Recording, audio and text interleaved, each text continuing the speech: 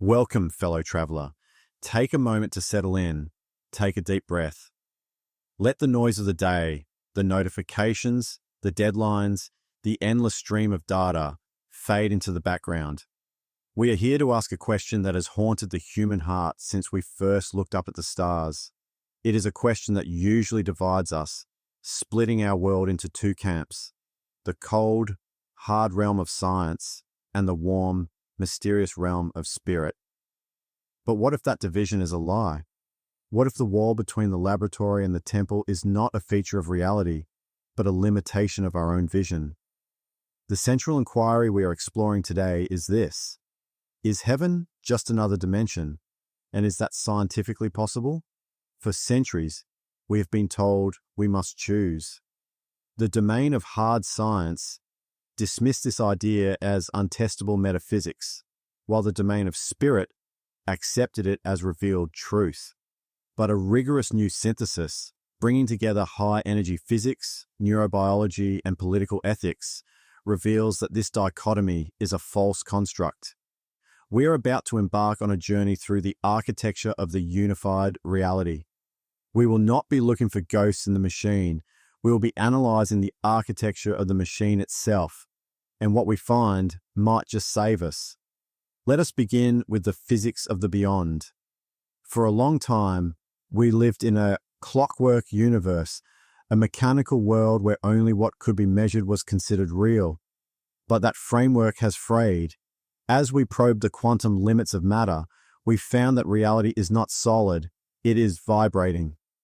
Modern theoretical physics, specifically the frameworks known as string theory and M theory, offers us a startling possibility. The math suggests that our reality consists of 11 dimensions.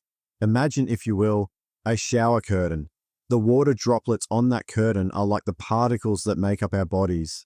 Quarks, electrons, they are stuck to the surface, the three-dimensional membrane or brain that we call our universe.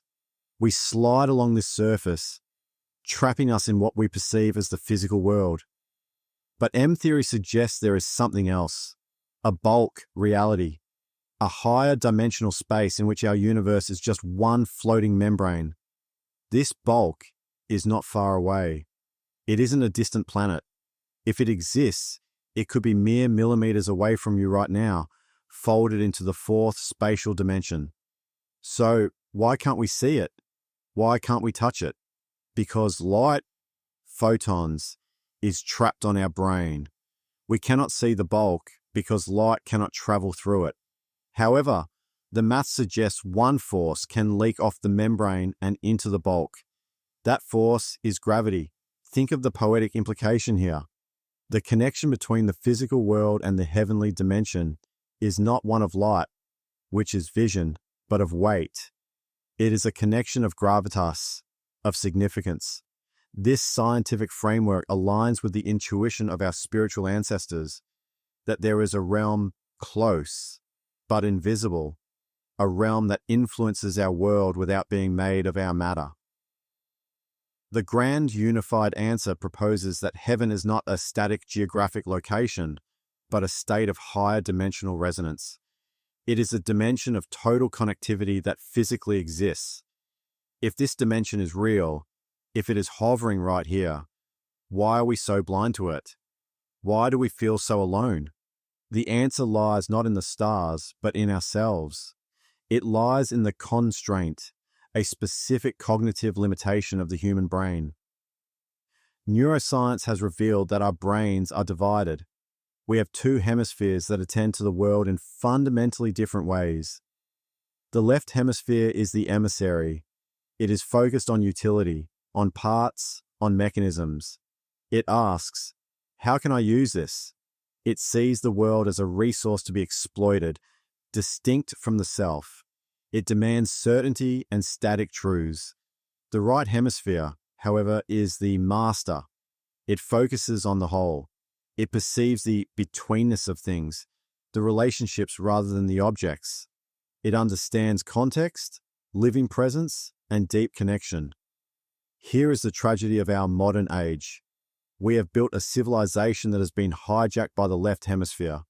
We live in a world of explicit structures and bureaucracy that is blind to the implicit, interconnected reality. The left hemisphere literally cannot see the higher dimension because that dimension is not a thing to be measured. It is a relationship to be experienced. This blocking mindset creates the illusion of separation. But there is hope. We are not broken. We are just dormant. Research into the awakened brain shows that we are biologically hardwired for spiritual perception. When we engage in deep spiritual practice, we see physical thickening in the cortex of the brain. We are equipped with a neurodocking station that allows us to perceive a dialogue with a living universe. This is not a delusion. It is an evolutionary adaptation. Just as we evolved eyes because there is light, we evolved a spiritual cortex because there is a spiritual dimension. We are dual citizens, designed to inhabit the physical surface of reality while accessing the depth of the bulk. When we open this dual citizen eye, what do we see? We see that the universe is not a random accident, it is a story. Intersectionist pioneers, those who build bridges between the lab and the altar, describe the universe as fine-tuned for life. The laws of physics are balanced on a razor's edge. A deviation of a fraction of a percentage would result in a sterile cosmos. This Goldilocks enigma suggests that life and consciousness are not accidental byproducts, but fundamental to the cosmic drama. One visionary paleontologist described this trajectory as the omega point. He saw that evolution is moving from matter, the geosphere, to life, the biosphere, and now to mind, the noosphere. The universe is evolving toward maximum complexity and consciousness.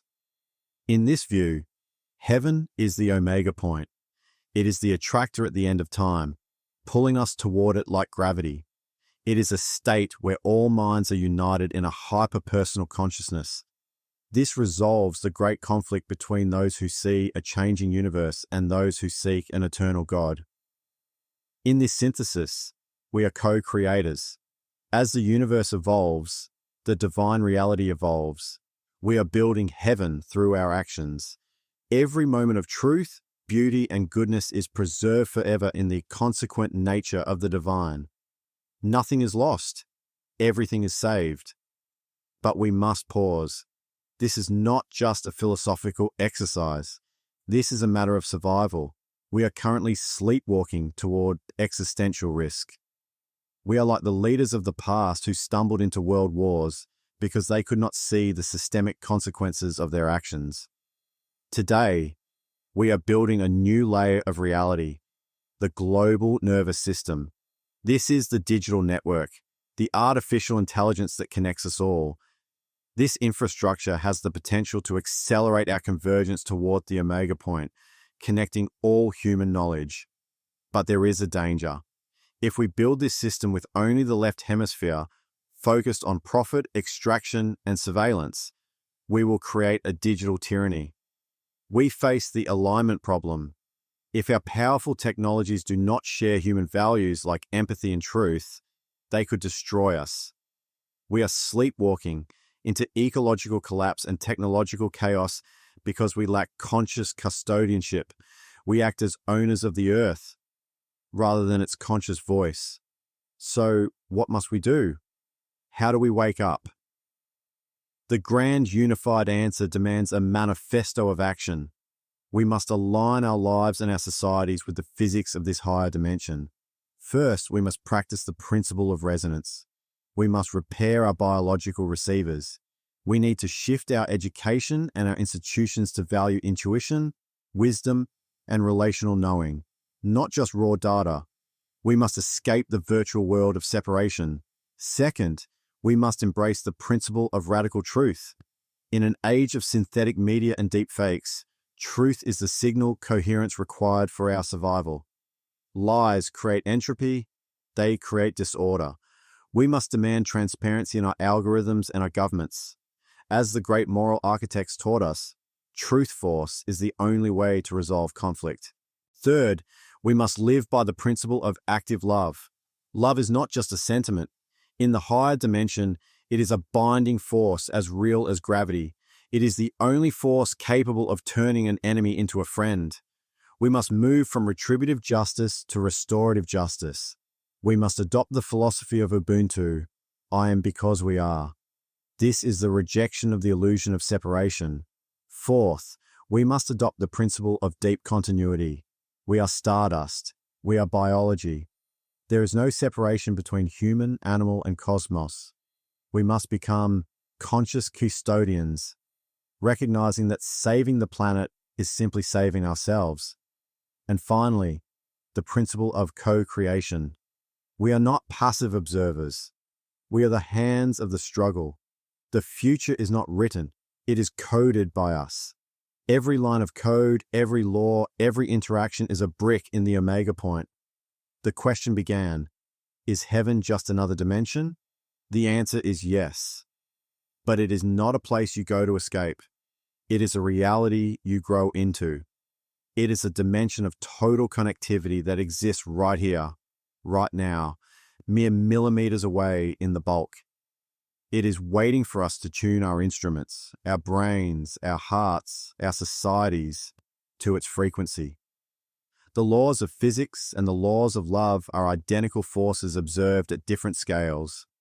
We are invited to stop sleepwalking. We are invited to become citizens of the Omega Point. Walk gently today, dual citizen. You are walking on holy ground, and you are built to perceive it.